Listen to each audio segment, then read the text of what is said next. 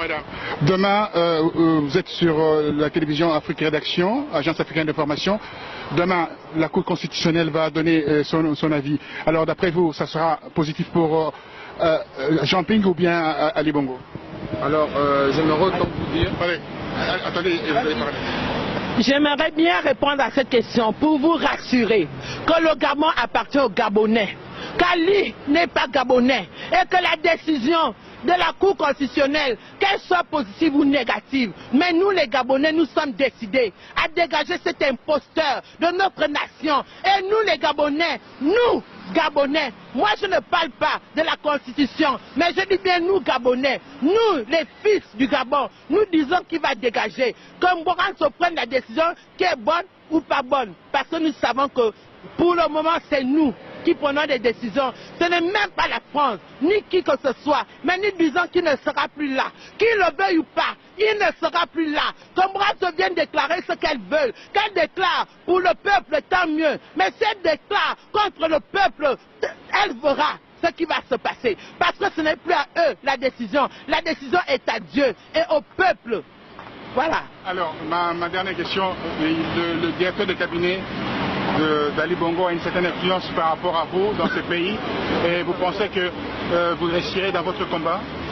Ce sont les gens qui pensent que le directeur de cabinet de Bongo, d'Ali, a le pouvoir dans notre pays. Mais nous les fils de Dieu, nous disons que le pouvoir appartient à Dieu et qu'il n'a aucun pouvoir. Pourquoi aujourd'hui le Gabon est perturbé? Pourquoi?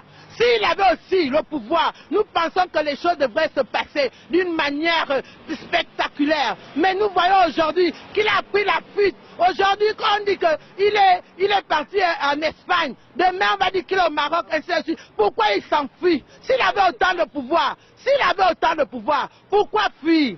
C'est pour vous rassurer que le pouvoir appartient à Dieu. Et maintenant, c'est le peuple gabonais qui prend cette décision. Ce n'est pas des imposteurs, des hors-la-loi. Une dernière question, monsieur, pour faire la parité.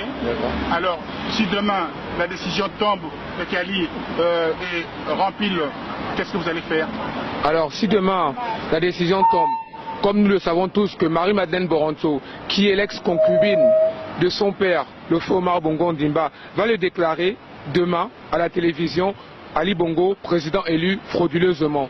Nous, Gabonais, de la diaspora à l'étranger, nous sommes préparés, ça fait déjà 3 semaines. Nous attaquons la 4e semaine, nous savons pertinemment les actes que nous devons poser. Jusqu'à maintenant, nous avons manifesté pacifiquement, en incrustant certains meetings de Sarkozy notamment. Ça fait 2, il s'est plaint aux 20 minutes, et ce n'est qu'un début. Ce sont des actions comme ça que nous prévoyons faire.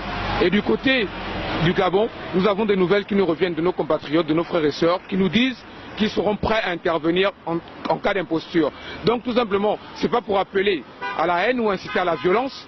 Je tiens ce discours en disant, Monsieur Ali Bongo, Madame Boronto, prenez vos responsabilités. Parce qu'au sorti de la soirée de demain, avec ce que vous avez déclaré à la population gabonaise, vous serez seul responsable de ce qui va se passer, de ce bain de sang.